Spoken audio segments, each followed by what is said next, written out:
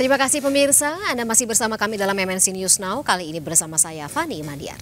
Pemirsa, usai ditetapkan sebagai tersangka dalam kasus korupsi pengadaan tower BTS 4G Bakti Kominfo, Menteri Komunikasi dan Informatika Johnny G. Plate langsung ditahan oleh Kejaksaan Agung.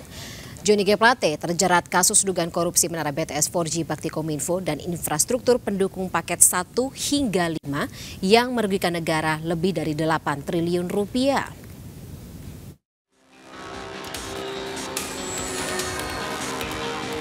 Usai diperiksa hampir 3 jam oleh penyidik Jampitsus Kejaksaan Agung, Menkominfo Johnny G. Plate keluar dari gedung Jampitsus dengan mengenakan rompi merah jambu pada Rabu siang. Politikus Partai Nasdem itu telah resmi ditetapkan sebagai tersangka setelah 3 kali pemeriksaan dalam kasus korupsi pengadaan menara BTS 4G Bakti Kominfo. Keluar gedung, Johnny G. Plate langsung masuk ke dalam mobil tahanan dan ditahan untuk 20 hari ke depan di Rutan Salemba Cabang Kejaksaan Agung. Johnny G. Plate ditetapkan sebagai tersangka korupsi menara BTS 4G Bakti Kominfo paket 1 hingga 5 yang merugikan negara hingga 8,32 triliun rupiah.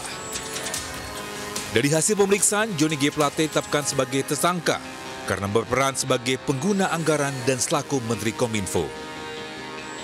Berdasarkan hasil pemeriksaan pada hari ini, setelah kami evaluasi, kami simpulkan telah terdapat cukup bukti bahwa yang bersangkutan diduga terlibat di dalam peristiwa tindak pidana korupsi proyek pembangunan infrastruktur BTS 4G paket 1, 2, 3, 4, dan 5. Tentunya selaku pengguna anggaran dan selaku menteri.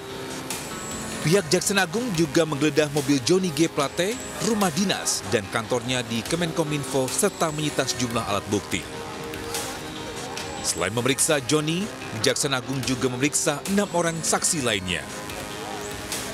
Kita telah melakukan satu pemeriksaan terkait dengan perkara BTS. Kita melakukan 7 pemeriksaan orang.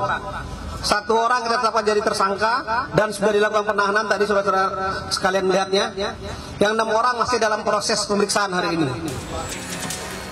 Dalam kasus korupsi pengadaan menara BTS 4G Bakti Kominfo, Kejaksaan Agung telah menetapkan 6 orang tersangka termasuk Johnny G. Plate. Para tersangka dijerat pasal 2 dan 3 Undang-Undang Tindak Pidana Korupsi Junto pasal 55 ayat 1 ke 1.